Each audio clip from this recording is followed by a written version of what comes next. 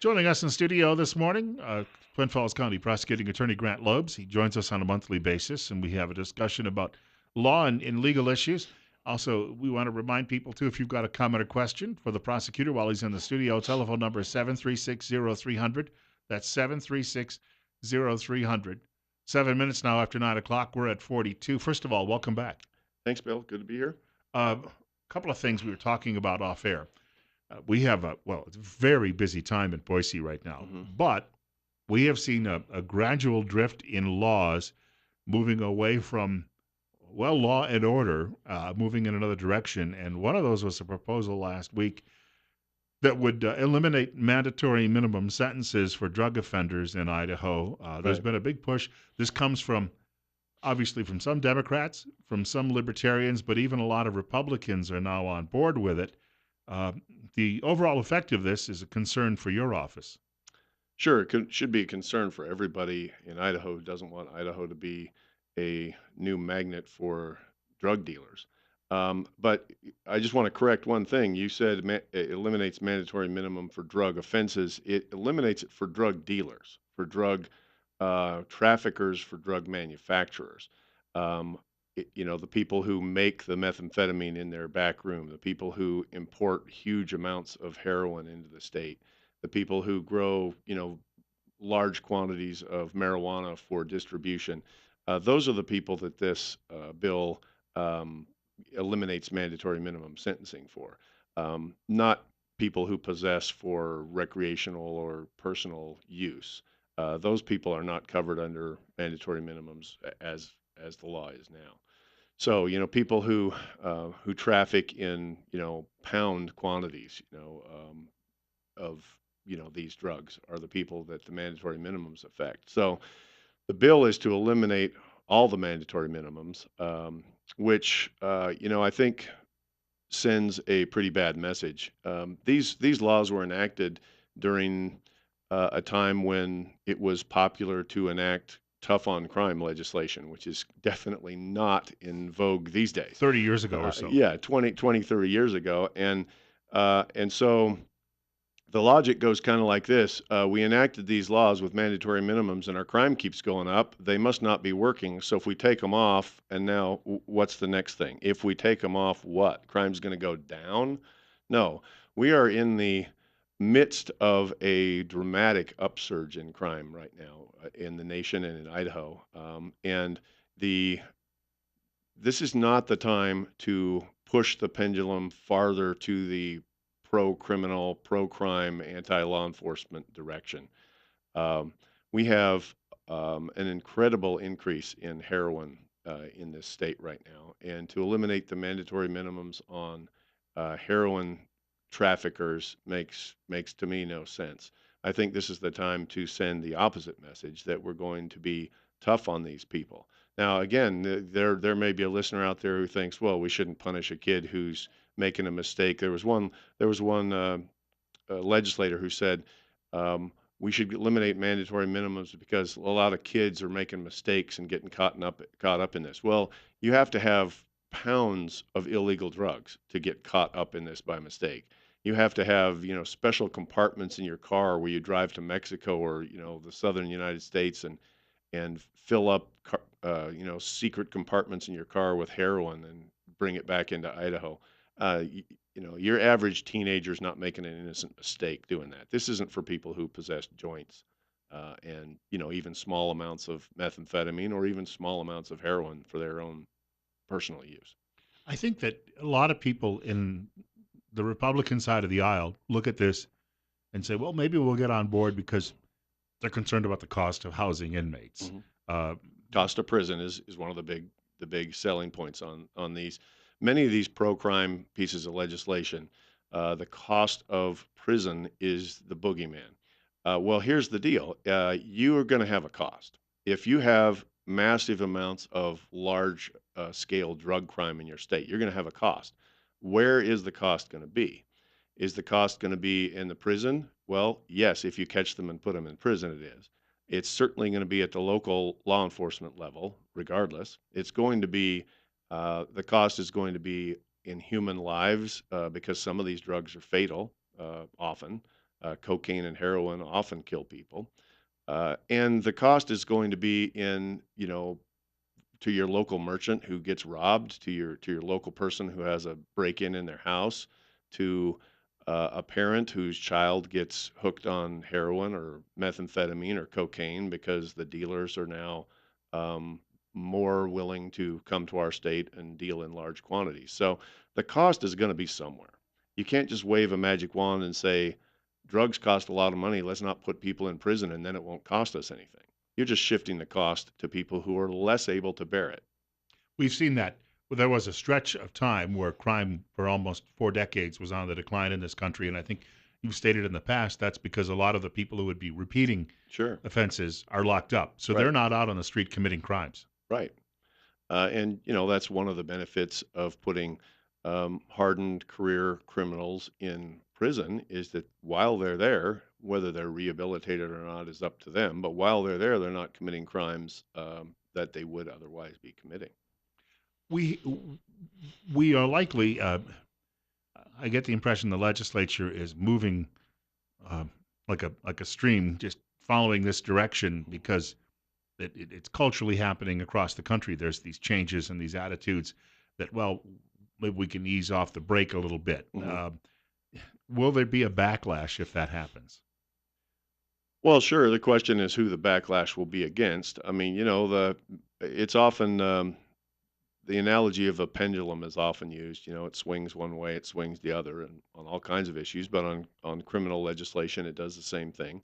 There are times when legislatures decide they're going to get tough on crime because the crime numbers are so high, and there's an outcry from citizenry to protect us from criminals, and so they enact tough legislation, and then there's the outcry after the crime rates go down. And curiously, we had some of these outside organizations come into the state a few years ago, and that's the impetus behind what's called the Justice Reinvestment Act, saying, "Well, Idaho's got a lot of people in prison, and we got a low crime rate, so that's not right. If we have a low crime rate, we shouldn't have so many people in prison." Well, the two are obviously related to a logical brain. So they think, well, how about we enact policies that release people from prison? Well, what's the obvious effect of that going to be? To increase crime. So then you do that, and now you have an increasing crime rate. But at this point, where the pendulum is moving back toward a higher crime rate, and some people are still getting on the bandwagon of reducing the penalties for criminals, and that's just going to accelerate the move toward a higher crime rate. Our guest in the studio is Grant Loebs. He's the Twin Falls County prosecuting attorney. We're coming up on 9:15. It's 45. The show is Top Story with Bill Colley. And if you'd like to give us a shout, 736-0300, 736-0300. And of course, you're listening to News Radio 1310 KLIX and News Radio 1310.com. In somewhat of a related story, just because it's related to drugs, and a lot of these stories today that we deal with obviously are.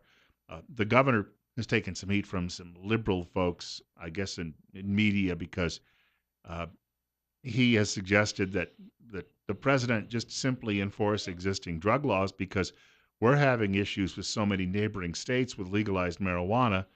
And I heard a comment from our county coroner a couple of weeks ago. You are literally having overdose deaths from this powerful marijuana in some of our neighboring states.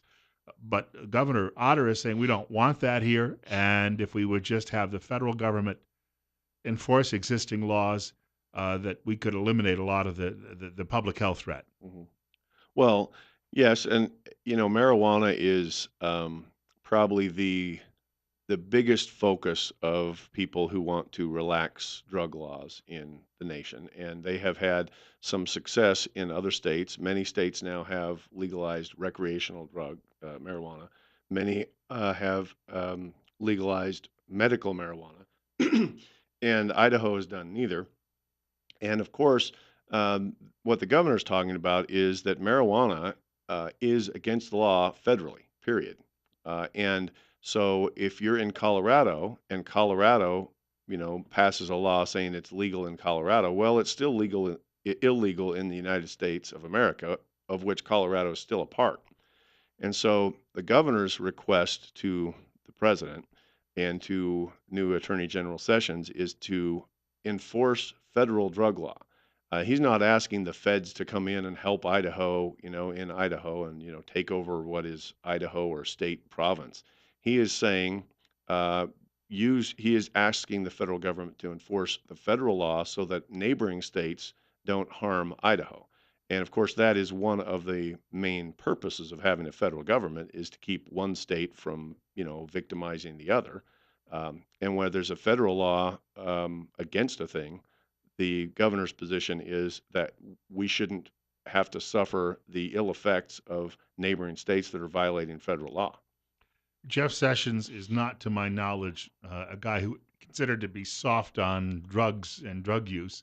So we probably should expect to see sometime as everyone starts getting their sea legs in the new administration an effort to turn this back around. I think that's the governor's hope and the hope of law enforcement generally is that we have a new attitude in the attorney general's office toward some of these moves to skirt federal drug laws. Wanted to point out our guest is Grant Loebs, and he's in the studio with us until 10 o'clock this morning. We're at 43. Just a quick note to those folks who are listening today.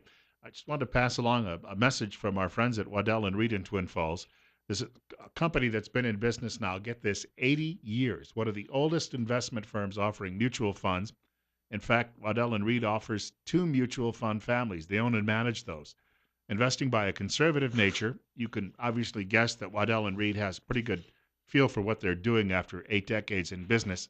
And they'll take a very much a planning approach to working with you, your individual needs, and they'll try to help you meet those goals and the needs that you have in life. At Waddell and Reed, they help manage proper expectations. They help you manage money, and at Waddell and Reed, they take planning personally. We've got about a minute before the break, but we're going to get into this a little bit more in the upcoming segments of the program. We had a guest last Friday on the radio from the legislative side talking about a proposed castle doctrine law. Hmm. And by gosh, this thing is a lot more complex than I even realized. And you just happened to be listening at home that morning and you Right. called into the program to offer some of your thoughts on that. The one area that I'm still confused about, I think you had said that you could defend your property in Idaho with lethal Sure. force. Under current law, you can. Yes. That one surprised me because I didn't. If someone was, Idaho has one of the strongest self-defense, strongest defense of property, strongest defense of others policies in the nation. You can defend your property, your friends, your family, a stranger, yourself, your house. You can defend almost anything that you have a lawful and legitimate right to defend with deadly force if need be against an attacker in Idaho. I was surprised by the volume of email traffic I got following that program. We're going to talk about this proposed law just a little bit more coming up in the next segment of the program. It's 44 right now. Our guest is Grant Loebs. He's the Twin Falls County prosecutor. Bill Colley with you as well. On Top Story on News Radio 1310 KLIX and newsradio1310.com. Our studio guest is the Twin Falls County prosecutor, Grant Loebs, and he's joining us this morning on News Radio 1310 KLIX and newsradio1310.com. He's also available to take some of your telephone calls during the course of the hour. Telephone number 7360300. Bill Colley with you as well on Top Story. And we were talking just before the break about a discussion that came up last Friday during our gun segment on the program. And we had heard from State Representative Christy Zitto, who is the sponsor, the lead sponsor of a bill to enshrine the castle. Well, the bill doesn't, it's not called castle doctrine, but it's commonly called castle doctrine across the country. States such as Florida, I think, has this law and a handful of others. Uh, but right after Christie was on the program with us, we heard from the prosecutor who chimed in and said there's some flaws, serious flaws, from your opinion, in this particular bill. Yes, and I understand what at least is in the mind of the people that want to enact this. I mean, I think what they've done is look around the country and look at some of the issues that have happened across the nation. And there's been talk in various states that do have and that don't have this so-called castle doctrine, which comes from, your home is your castle, so you can defend it the way you could defend your castle. Uh, and there's been a lot of debate about that. What I think they don't understand is the strengths of the current state of Idaho law. I mean, in Idaho, You can defend yourself, you can defend your property, you can defend your household, you can defend people in your household, you can defend people who are being attacked, whether they're known to you or not. You can intercede with a weapon and use it to stop somebody from committing a felony crime. You have no duty to retreat in Idaho. There, in fact, is law in Idaho that says even if it's easier for you to retreat than to shoot someone, you can still shoot someone in self defense, even if the retreat is easier. Uh, so I just don't know what they think they're trying to fix. The statute that has been proposed, and there are a couple versions of it, but the statute that's been proposed has all kinds of problems in it. For one thing, it takes out your right to defend your property, which seems to me maybe that's just a mistake the way that it's written. It allows you in the statute that's been proposed, it allows you to defend your property against people who either are on your property illegally or have been on your property illegally. So, as it's written, it would allow you to track people down, find them weeks, days later, and shoot them. I don't think that is what anybody wants. And then there are some weird paragraphs allowing grandparents to do criminal acts which other people can't do, which doesn't make any sense to me. And it also says that you can only defend your property and your household when you are not engaged in illegal activity, which really opens that up to all kinds of interpretations. I mean, if I'm illegally downloading things from the internet that I haven't paid for, if I'm pirating cable, if I'm smoking marijuana in my house, my ability to defend myself is lost under this proposal. The current Idaho law doesn't have any of that stuff. So I think that to try to make things better when they're not bad, they've made things worse. There are a lot of people out there who, because this is a real touchy issue. It's a very sensitive issue when you talk Second Amendment Sure. and when you talk home defense.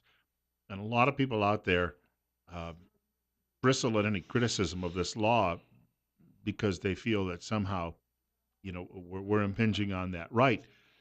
But when you brought up this I think this law restricts your Second Amendment rights more so than what more we so have. than current law. Yeah, current law in Idaho is extremely um, understanding of Second Amendment rights, and this law restricts them in several ways. When you referenced that you could track someone down who stole your property 2 weeks later and shoot them, uh, that would be a glaring hole in this law if we because then you just have vigilante justice going on, is what you're saying. Right. It says that you can use uh, deadly force against the person who has unlawfully and forcefully entering or had unlawfully or forcefully entered your house. Well, that past tense means that if I find out that you were the one that broke into my house and stole my TV last week, I can track you down. So in other words, I can go across town, kick your door down, and shoot you if it Sure. would allow that. Well, yeah, under the way this is written, yes. It's a little bit like a Gunsmoke episode. Well, it just I know what they're trying to say, but it doesn't work, and it doesn't fix anything that's broken. That's the scary thing about it.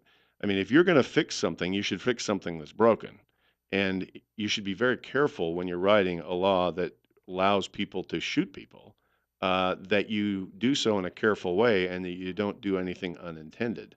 And I don't think that the writers of this intended for me to be able to walk around town and find the people that committed past offenses against me. I think that what they mean is that you are entering or you're actually in the house, but that's not what it says here. See, this is where I think your point is a clever defense lawyer would be able to You use wouldn't have to this be very clever. as a Yeah, defense. no, you wouldn't have to be very clever. But this is glaring. And so this, from a prosecutor's perspective, creates a huge, huge issue because we Oh, could sure. have vigilante justice in the streets. Yes, and again, it doesn't grant to the actual law-abiding gun owner who wants to defend himself and has acquired a weapon to defend himself and to others and to make his community more peaceful, it does not allow him the same kind of latitude that current law allows him. So, again, it's it's full of all kinds of problems. We have more coming up. Twin Falls County Prosecutor Grant Loebs joining us in studio this morning. It's 9:30. Right now we're at 42. Bill Colley with you as well on Top Story on News Radio 1310 KLIX and News Radio 1310.com. Our studio guest is Grant Loebs. He is the Twin Falls County Prosecuting Attorney. It's coming up on 9:34. We're at 43. Bill Colley with you as well on Top Story on News Radio 1310 KLIX and News Radio 1310.com. And we in the last segment we were talking about this proposed bill in the state legislature, which I think they're up to close to 20 sponsors, which means it might not fly this year, but could obviously come back in a future session.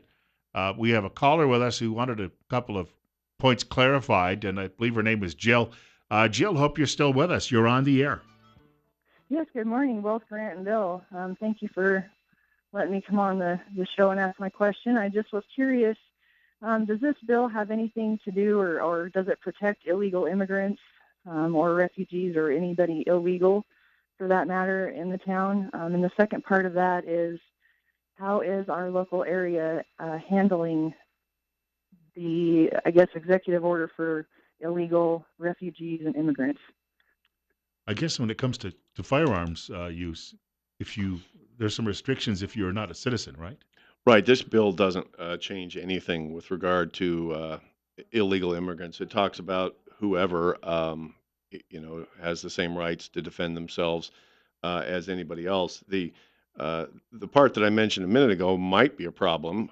If you were an illegal immigrant and you were in your house and somebody broke in, then these defenses don't apply to you because you're committing an illegal act at the time they break in. So you wouldn't be able to defend yourself, just like the person who was, watching pirated cable wouldn't, and the person who was fornicating wouldn't, and the person who was smoking marijuana wouldn't.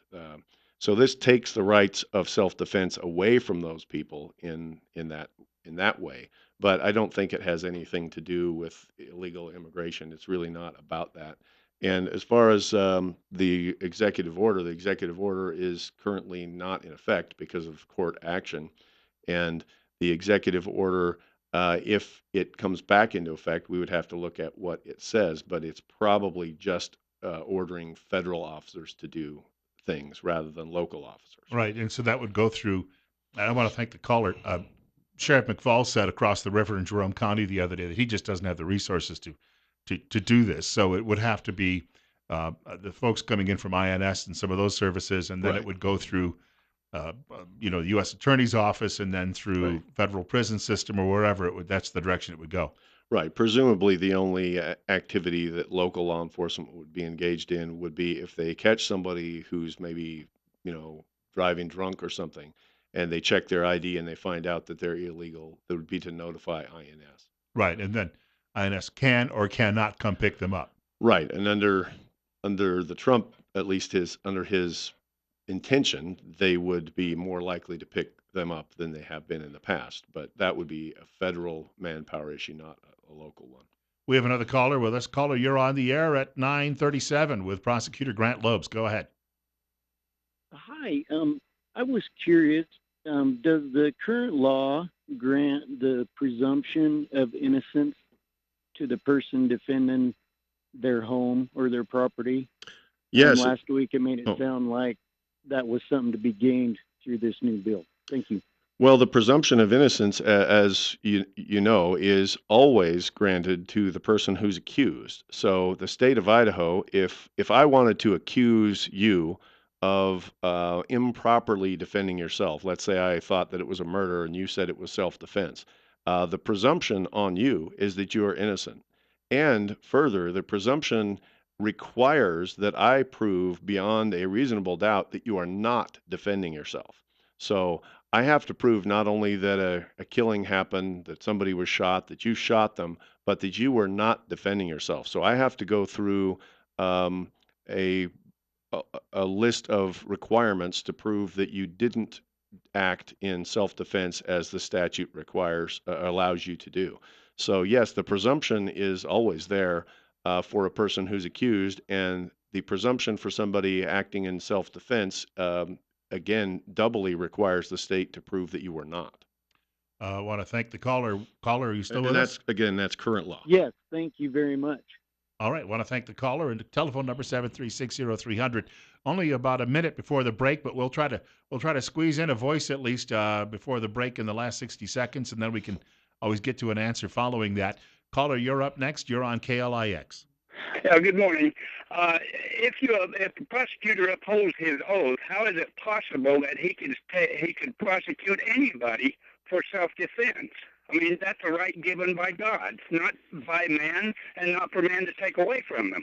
Well, he wouldn't. I wouldn't prosecute anybody for self-defense. The Idaho law tells me I can't. And someone breaks in, he's smoking marijuana, and he defends himself, he can be prosecuted for it. Not currently, you can't. Under this new law that's being proposed, yes, self-defense would not apply if you are in yourself acting in any illegal way. So that's under this new law that's been proposed. Under current law, you would be protected if you're in your house smoking marijuana and you shoot somebody. We've got to take a short break. Thank you for the call. We'll take more calls coming up following the break. It's 9:40. We're at 43. Grant Loebs is the Twin Falls County Prosecuting Attorney. He's in studio with us today till 10 o'clock. Bill Colley with you as well on News Radio 1310 KLIX and newsradio1310.com. Our guest in the studio, Twin Falls County Prosecuting Attorney Grant Loebs. And before we get back to him, we will do that in just a moment. We're also taking some of your telephone calls. Number of bills we're talking about that have an impact on his office, his work. We've been talking about this hour, everything from reducing certain sentences for drug criminals, as well as the governor's call for more enforcement of marijuana laws, federal marijuana laws. And also, we're talking about a proposed law on the Castle Doctrine. We'll get to that in just a moment. I do want to remind you, though, I shared this story a week ago yesterday. I went out to Declo, drove out to Declo, and I got to tour a historic building that is being turned into a private lodge. And I got to meet the people at Western Visions, Inc. And they actually, this is a business. It's high-end restoration. And they have a business office here in Twin Falls as well as Missoula, Montana, and they're doing work in both states. And I wanted to point out, if you ever wanted to see how this work is done, this tour I got was just phenomenal. And the work that they're doing in restoring a building that had been, I'll put it this way, it had been one room and then it had been expanded beyond that. So it was really multiple buildings built around one building. And because of that, it had some structural issues, all of which have been repaired. And I wanted to point out, at Western Visions, they appreciate having fun, and they know that your home could be one of the best places to have a great time. So they can do this if you have a private lodge in the works, or a business in the works, or even your private home. And they can come out and they can do this work, whether a more formal adult feel or one where the kids and the whole family can let loose and shoot a game of pool or invite the crowd over for the big game suits you best. At Western Visions, they can work hand in hand with you to make a fantastic play space become a reality for you and your home. And I've been recommending, if you'd like to know a little bit more about their work and maybe see some examples, because not everybody can drive out to Declo. I have afternoons free. I can do that. But go to this website, western-visions.com, western-visions.com. And the fellow behind this, Russ Smith, he has worked for the government previously in Washington under the first Bush administration, and then did some work, came back to Washington in between other jobs. But he's always had a passion for remodeling buildings since he was young. And when he retired, he simply got bored and said, I need to keep busy. And this is what he now does for a living. And as I say, take a look at the website, western-visions.com. We have another caller with us. Caller, you're up next at 9:45 with Prosecuting Attorney Grant Loebs. Go ahead. Good morning. I just wanted to clarify something, because when that lady called and asked a question, it sounded to me like Grant lumped in two executive bills into one and said they were on hold. The moratorium on the Muslims are on hold. The executive order reinforcing immigration law is not. That's correct, and I think I might have lumped those together in it seemed in the answer. My discussion of that had to do with when we were talking about who does the enforcement on that. That is done by the federal government, and that order then is being applied by the federal government. The local law enforcement Um, Basically, all they do is call the federal people if they find somebody who is violating immigration law. And I want to thank him for the call. A couple of things on that because Sheriff McCall is quoted extensively in Jerome County in stories as if somehow he's opposed to all of this, but that's not what I think he's saying. Uh, every sheriff's department in the state of Idaho has a limited amount of jail space, and it's been a big fight in some of these counties to build Gooding County, for instance, to build new jail space, and it's been a struggle even to get people behind that because of the costs. So if you are loading up your county jails with these people and you're waiting on immigration to come along and pick them up, you can't. You need that space, and that's Right. that's the argument from local law enforcement. And, I think in Idaho, at least locally, if a sheriff finds somebody who they believe is in violation of immigration law, they do hold them for the INS people to come pick them up, but they only hold them if they're also guilty of some other infraction that the jail can hold them on. Because, as you mentioned, we don't have room to serve as an immigration holding facility.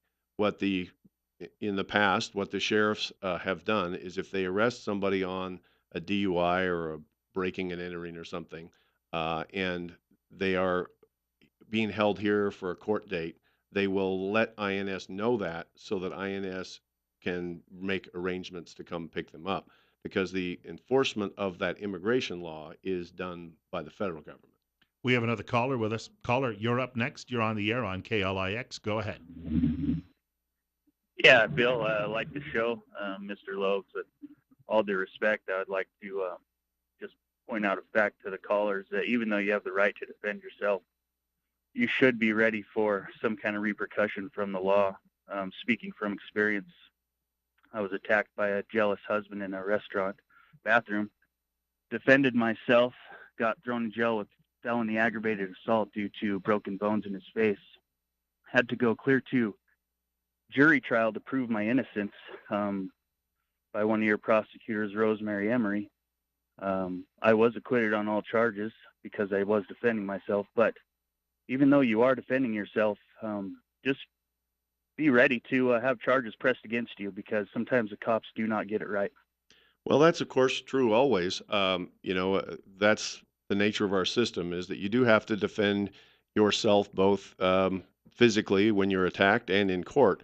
And I won't comment about the specific case, but uh, the police don't always know all the facts. Number one, it is incumbent upon the person who uses the self defense to tell the police that they were defending themselves and to make that information known because sometimes, especially in a case where two people are fighting in a public place, it is very difficult to know who threw the first punch or who's defending whom against whoever. And so that is always true. I would say that anytime you're engaged in the use of violent force against a person, be prepared to explain why and be prepared to defend yourself against not only that person, but against charges from the police, from the prosecutor, from everyone else. Once it becomes clear, however, to police or to prosecutors, or in the case of the caller, it sounds like to the jury, that self defense was the reason why the force was used, then you're going to be not guilty in Idaho. And that is one of the strengths of Idaho's self defense law. Want to thank him for the call. That it spurred a couple of thoughts when he brought this up. Sergeant Ken Menzel from the Twin Falls County Sheriff's Department was in studio a few months ago, and he said often you make the arrests, and that's where the court system comes in. It sorts all of this out. It's not necessarily law enforcement's job to do it every time. It's done in the courts. Number two, if you are defending your home with a firearm and somebody breaks in, you're going to have to surrender that firearm for a time, right? Because we have to have this all worked out in the court system at some point before it gets settled. Perhaps. I mean, it depends on the facts, but if it's a really messy fact pattern and the police can't tell what happened, then yes, the investigation will go forward in order to determine whether, in fact, you were defending yourself. But there have been many cases, in Twin Falls County since I've been here, where people have used deadly force against another person, and the police have immediately realized it was self-defense, or I have realized it's self-defense. People don't get arrested if we think that they committed violence in defense of themselves or in a lawful way. Sometimes weapons are taken, as you say, for evidence or for testing to see, which bullets came from which gun, and often that reveals that the person who fired and killed another person was defending themselves because you can tell which bullets, went in which holes in the wall or in another person. So yeah, the police will still. I mean, nobody out there should think that if they shoot somebody and they know in their mind that it's self-defense, that everybody else is going to automatically know it.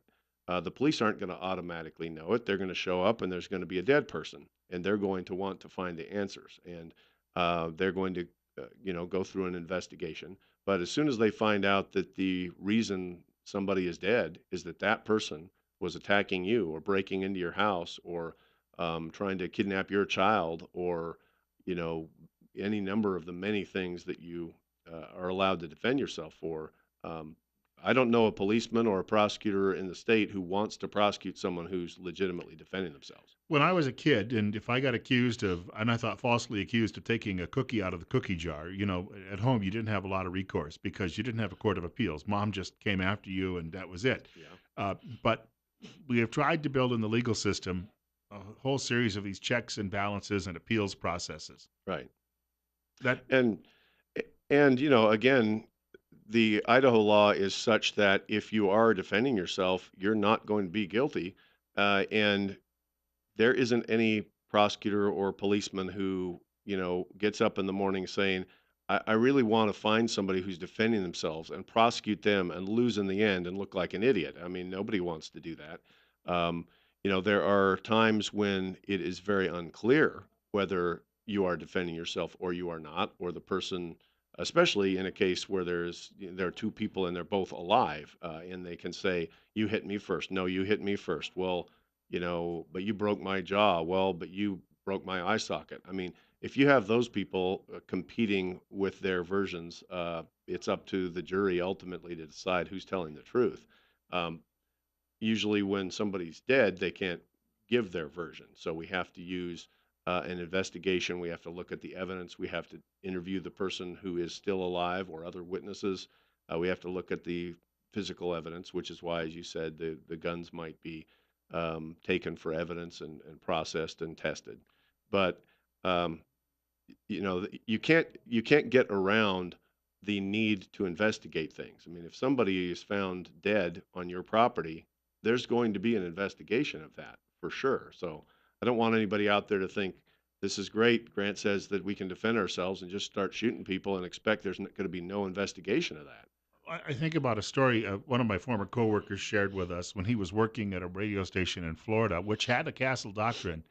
He had two people break into his home, and as he stood at the top of his stairway, they fired at him, and he was apparently kept his cool and was able to shoot and kill both of them as they were firing at him. He was exonerated by the legal system, by the criminal legal system, because of he was defending himself in Mhm. his home. But he had to face a civil lawsuit from the families of the men he killed. Now he also won that. But what people have to understand is this is not a cut and dried process. He had to go through all of this Yeah. during that stretch because the system allows that to happen. Right. And there are things in this new bill that attempt to um, keep the state in criminal cases and civil people um, from bringing a cause against the person who uses self-defense. And while I understand the motive behind that, you have to be very careful when you do that because the last thing any of us wants to do is create a law that protects people who are actually committing murder but making it look like self-defense. And that's the concern, of course, because throughout history, I would say one of the most frequently used defenses when you actually murder someone for an evil purpose is to say, well, they came at me first. I mean, they came at me first. Well, he had a gun. Well, it was self defense. Well, the question is for prosecutors and police, to decide whether that's true or not. So forestalling an investigation of the facts never makes any sense. Got a couple of minutes before we wrap up the hour. You were in Washington when Supreme Court hearings historically took a sharp U-turn and became very nasty, going back to the era of Robert Bork. We have a nominee for the court now, for the U.S. Supreme Court, or Supreme Court of the United States, as I guess it's properly referred to, by the name of Neil Gorsuch from Colorado, right? Right. Do you foresee, because of the split in Washington, a difficult confirmation, or is this one that the other side is just going to say, tell you what, we're going to let this one pass? Well, I think that I don't think we know that yet. The Democrats are still obviously reeling from the election loss and reeling from the reality of Donald Trump in the White House. And I think that they are also still bitter about the fact that Obama's nominee in his last year did not get even considered, didn't get a hearing. So I think that you're going to have a lot of built-in, you know, a lot of the pieces built in for a real ugly fight. On the other hand, Neil Gorsuch is not a terribly polarizing person. He hasn't spoken on a lot of controversial issues and said things that would normally inflame people on the left. A number of years ago, when he was selected to be a U.S. Court of Appeals judge, he passed unanimously, so he didn't have any baggage that people thought worthy of a crusade back then. So the question, I guess, is just, do they want to lose in dramatic fashion, making a big stink about it, or do they want to let this one go with a moderate amount of debate and discussion and civilized objection? Um, as I said on a show that we had before, this Gorsuch is to replace Scalia, who was a conservative. So this is going to keep the balance of the court the same. The next appointment that Trump makes, if he makes another one, that's going to be the one where you see blood running in the streets. For people who might need to call your office, what's the telephone number? 736-4020. Want to thank Grant Loebs for dropping by. We'll see you again in a month. Thank you. Unless, Good of to be course, here. someone wants to debate you in between. You never know. Coming up on 10 o'clock. News next, followed by Rush Limbaugh, and God willing, if the creek don't rise, I'll be allowed to come back in here tomorrow morning between 8 and 10 o'clock on News Radio 1310 KLIX and newsradio1310.com.